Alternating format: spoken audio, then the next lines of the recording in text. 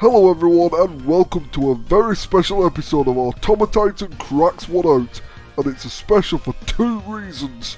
The first reason is that, as you can probably tell from the sound of my voice right now, I've got a new microphone. I wasn't going to be getting a new microphone just yet, but I brought my headset, you see, so I went fuck it and bought a Sennheiser headset. And then I did a voice call with Subtitle Guy, and he said it sounded phenomenal. So we did some testing, and the upshot is, well, sorry Snowball, you've served me well, but it's time for a new era. One without the bane of my life, that is the fucking pop filter. The other upshot is that now Subtitle Guy wants one too.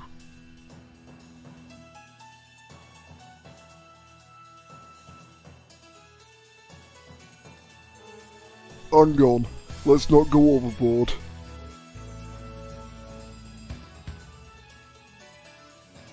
I meant the getting paid part. Anyway, that's reason one. Reason two is, well, every now and then a game will come out that defines an entire period of our lives, either because we love it with every single fibre of our being, or hate it with the passion of 1,000 burning god kids. On top of that, they do say that you never forget your first, so I'd bet money that everyone has at least one game that defined their childhood. I know for a fact that Subtitle Guy does, although with him being roughly the same age as Gandalf the Grey, it's a very, very old game that a lot of people watching this have probably never heard of.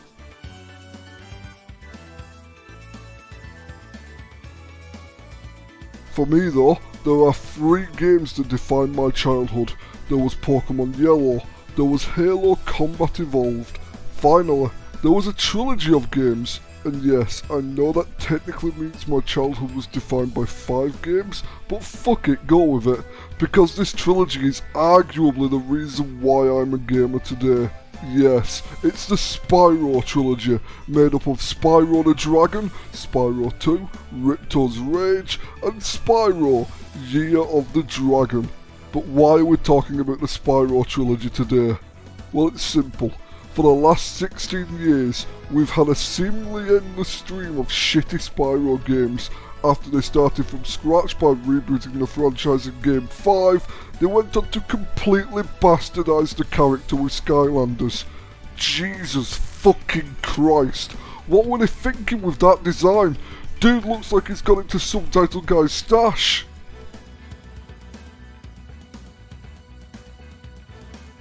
But then, the Crash Bandicoot games got remastered, and a thought occurred to me. What if we got a remastered version of Spyro? I couldn't stop thinking about the possibility of getting something I've been waiting for at least a decade, and now it's finally here. We've been given... Hang on, did you just imply I want a dildo shaped like a dragon's penis? You do know that I'm playing a game that involves setting things on fire, right? Think on. Also, why are your subtitles purple? What are you up to?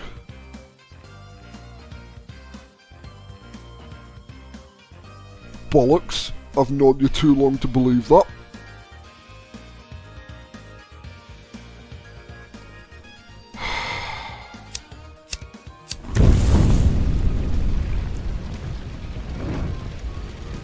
Yes, we've been given a remastering, no, a reignition of the first 3 Spyro games, the trilogy that, well, made me into a gamer.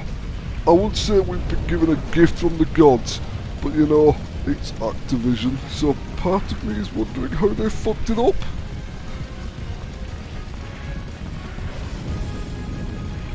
Still, we'll live in hope, and besides, if they make a remastered edition of my first love, I can't miss out on it, can I? Are you going to behave yourself? I'll take that as a yes. Which means that after a decade and a half of waiting, it's time to hear me turn into an excitable 7-year-old schoolgirl and fair warning that this video is going to be considerably longer than usual because today we're cracking one out with Spyro Reignited Trilogy. And to begin, we're going to talk about the antagonists in all three games and their dastardly plots to ruin Spyro's day.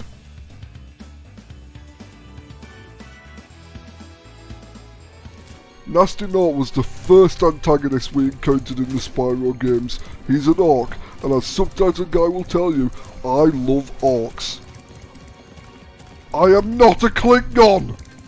When we look at Nasty Nort though, he displays a complete lack of orcish behaviour. No. For one, he shows a modicum of intelligence to the point where he can use magic. He's also vain, as shown when he unleashed a full-scale attack on the dragons because the dragons called him ugly. Dude, you're a fucking orc. You are ugly. Then there's the fact that he runs away in fear from Spyro, a dragon who is much smaller than him. That's just sad. Seriously, you're making all of our kin look bad. Basically, the dragons call him thick and ugly, and then he turned the dragons into crystals, but like an absolute tit, he missed one. This is why we use violence, Nasty Nort. Magic is tricksy. Twatting something until it stops being a solid is reliable. Still, you work with what you're given. So crystals it is. And so, Spyro sets off across the Dragon Realms to free his scaly homeboys from their crystal prisons by, touching them. And this leads to a variety of one-sided conversations with the older dragons, since the word dragon in this universe seems to translate as a bizarre mix of collectible and walking info dump. Oh, and one of them is called Titan.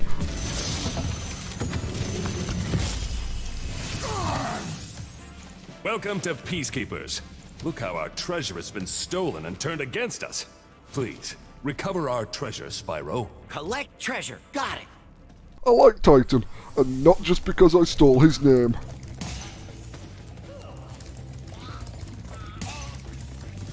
Quiet you. You see, unlike a lot of dragons, this dude doesn't talk down to Spyro, and on top of being respectful, he's also useful, because he tells us we also need to collect gems to win the day. Yes, Nasty Nort felt turning the dragons into statues wasn't enough. Or to put it another way, we all know that no video game can ever make do with only one set of collectibles.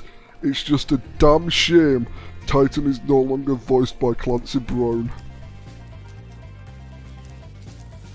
And the reason we need to collect gems now, alongside freeing the dragons, is because the balloonists are throwing up barriers for Spyro, because there's always something, isn't there? Nothing's ever easy, so they ask Spyro to either free more dragons, collect more gems, or track down thieves in blue robes, who started nicking dragon eggs. I wouldn't mind, but you don't even pay them with the things you're forced to collect.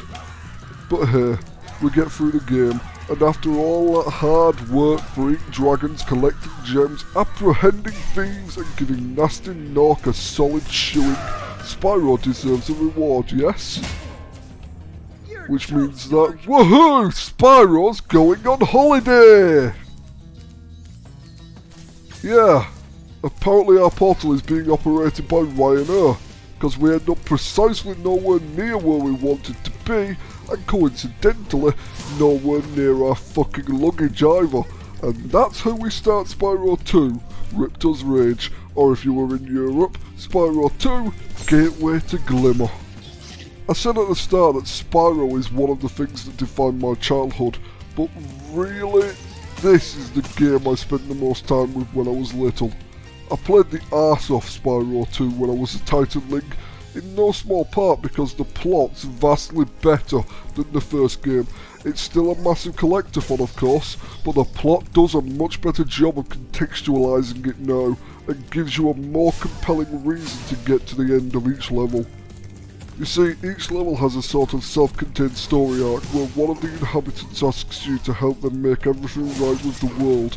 That might entail culling rhinox, or it might entail escorting baby turtles about the place, but in every case, that little change makes a big difference to the level.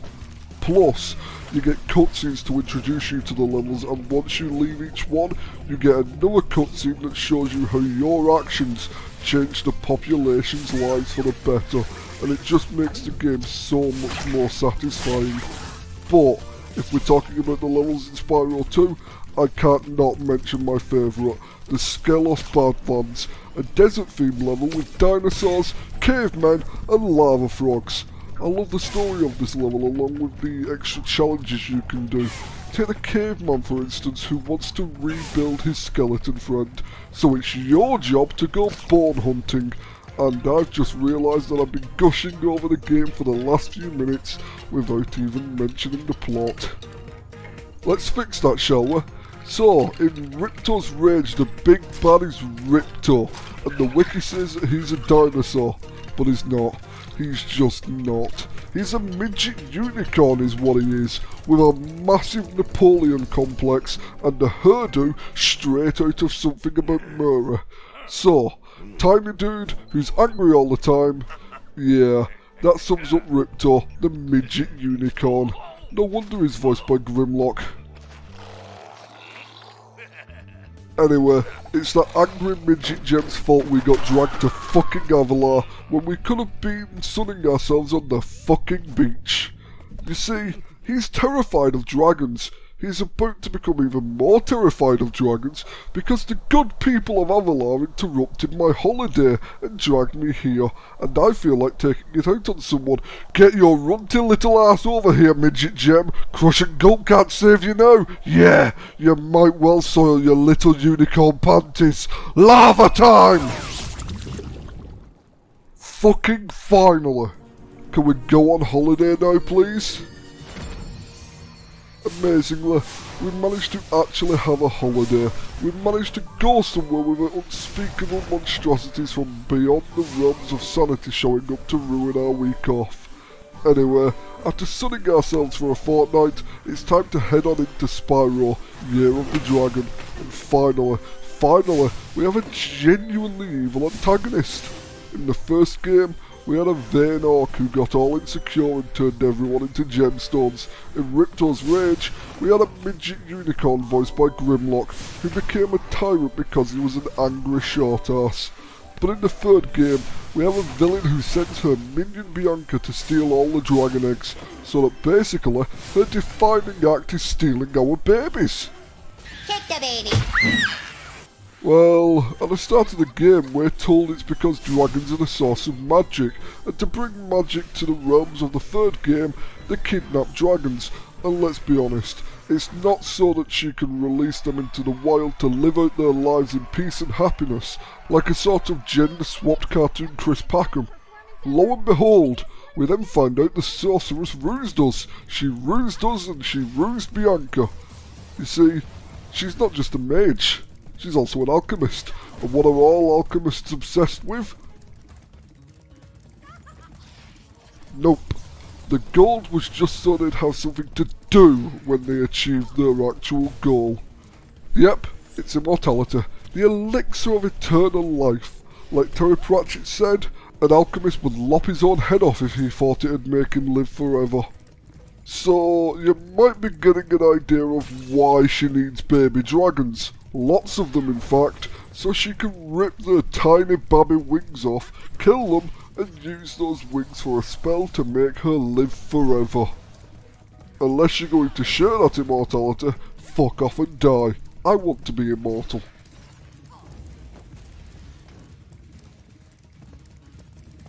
You take that back. I am not a fucking Klingon!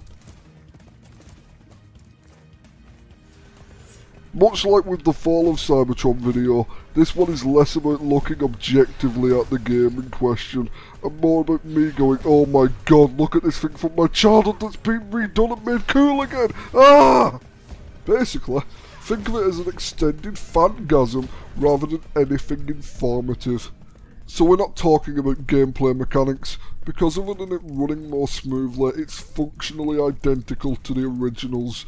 Basically, it's a PS1 era 3D platformer. If you like those, you'll love it.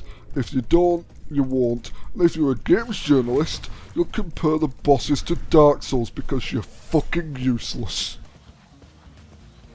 Yeah, Eurogamer did exactly that.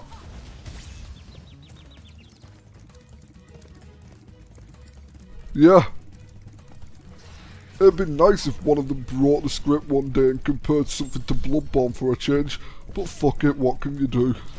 Anyway, we've looked at the antagonists and the general plots of each games, so it's time to reuse the gimmick from the Fall of Cybertron video and look at the characters I love throughout the games.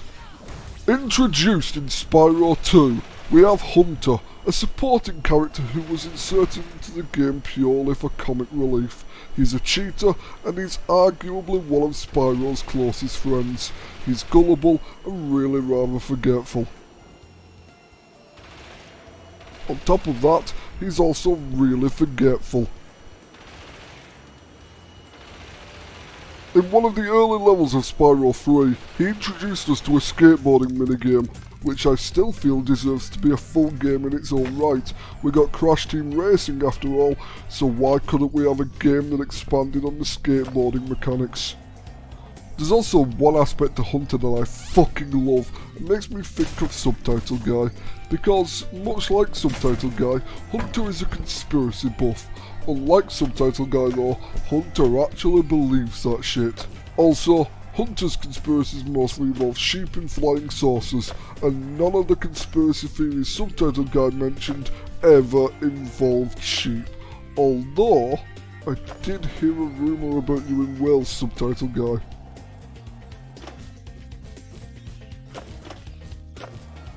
It's a shame that I'm not too keen on his redesign, but I'm sure it'll grow on me.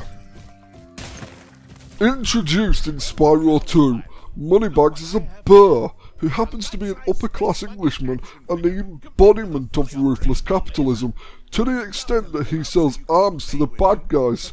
So, from here on out, I shall call him Brexit. Basically, Brexit gives not one fuck about the people who get hurt during this, only caring about extracting cash from the people trying to get into the next level. He's in game 3 as well, so we know that he also doesn't give a fuck about baby dragons being murdered. Yes, all Brexit cares about is lining his own pockets. You can probably guess from all that I really don't like Brexit. He's easily my least favourite character in the franchise because, well, everything about Brexit is in direct opposition to my moral compass. Seriously, you do not claim to be one of the good guys and then do bad guy things. You do not hold people hostage for profit. You do not treat people as things to be bought and sold. You do not fuck people over to make money. See the sorceress? Tell her I'll be giving her dancing lessons real soon. Know what I mean? You bet.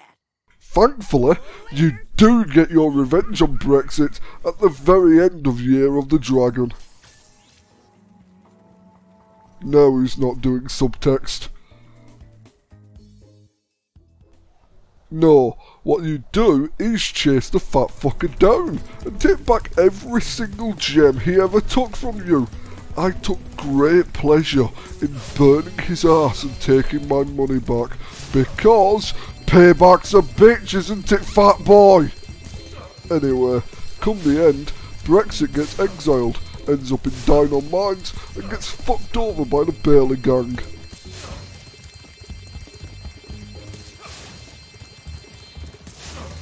Finally, a word about his redesign, because I love it. It showcases his lust for cash nicely, but there's another reason I like it. In this day and age, it would have been easy to go woke as fuck and make Moneybags into a thinly veiled parody of Trump. It would have also been you fucking mentally lazy, so I am really glad they didn't do that. Next up, from Spyro Year of the Dragon we have Bianca, who is a rabbit. You did it, Spyro.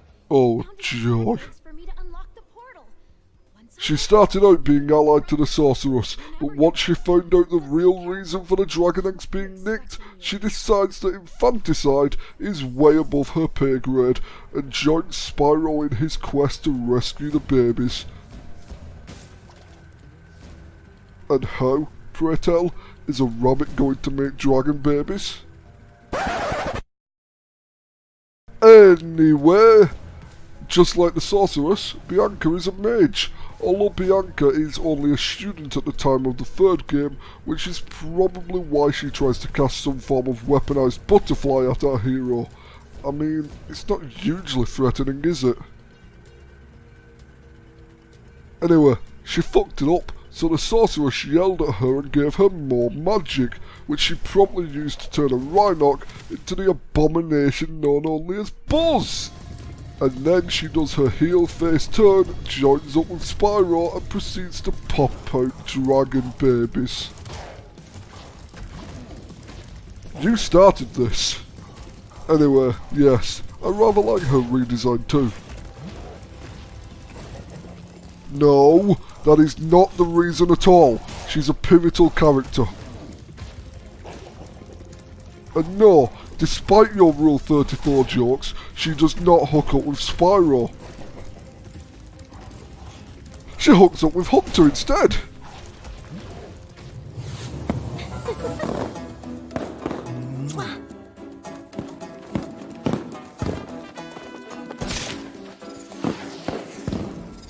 It's a sad sight, Sparks. Another noble warrior falls victim to the plague of love. Just look away.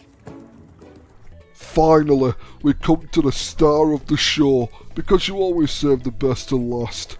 Introduced in Spyro the Dragon, we have our titular hero, a glorious purple convection oven with wings, who became one of the holy trinity of platforming mascots for the PlayStation around the turn of the millennium. People might not know this, but he almost wasn't like that. He was originally green, you see, and called Pete. However, there was a problem with that, because that colour scheme made him hard to distinguish from the grass he was running over. So they changed his paint job from green to purple and his name from Pete to Pyro and then to Spyro. They say that final change was because Pyro was too mature a name, but well, let's just say that Pyro is a generic term that they likely couldn't trademark. Spyro, however, in terms of personality, Spyro starts out all cocky and bratty, but that's to be expected when you're the only dragon not trapped in a crystal prison, even if the reason was because that abomination of an orc can't aim. And then, he has 3 games worth of character development, growing and maturing into the heroic purple toaster we all know and love, while racking up quite a nice list of achievements. He overthrows a midget unicorn tyrant, who's voiced by Grimlock. He rescues the dragon babbies from the sorceress, who was frankly insane. He could have let it go to his head, but he didn't. He remained humble. He helped all he came across throughout the games, and well, come on, he's a fucking dragon, so he gets bonus points for that. And when it comes to his redesign, I know that a lot of people aren't happy with it, but I am. It's a nice refinement of his original design, and it's not that monstrosity from Skylanders, so I rather like it. There's one other bit that the first 3 games got right that the later games fucked up royally. Before we move on to the conclusion, I want to talk about the alternate breath attacks that Spyro gained in the games after Year of the Dragon, because they are fucking retarded. Dragons breathe fire. This is simple, surely. Okay, sure, some dragons in folklore also have frost breath, and so did Spyro in precisely 2 quests in the first 3 games. But yes, apart from those 2 instances, Spyro is a flying purple oven. He's a sentient purple flamethrower. Dragons breathe fire. They do not breathe lightning, water, or fucking bubbles. they do not breathe wind, and they absolutely do not breathe fucking evil. Clear? Good! Which means it's rating time, and I'll say right now that there is literally no way I can be objective about this game. It is my childhood reborn, and for the first time in 16 years, I've experienced the same feeling I had when I was a Titanling, fresh off the production line playing with the original trilogy.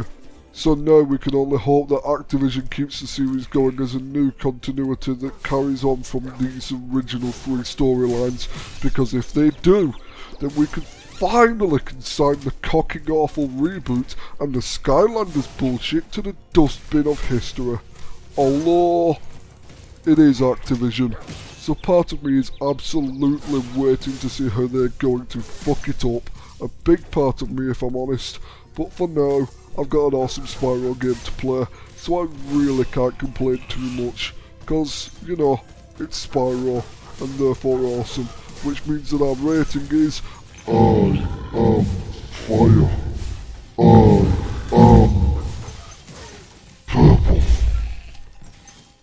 And on that shocking appropriation of a completely different franchise that we actually covered in the last video, it's time to end. Thanks very much for watching. I am AutomaTitan, and remember, it's important to keep warm in these cold winter months, so don't be afraid to use any alternative fuel sources that you can find laying about, especially if that fuel source is a complete dick who tried to Michael Bay your childhood.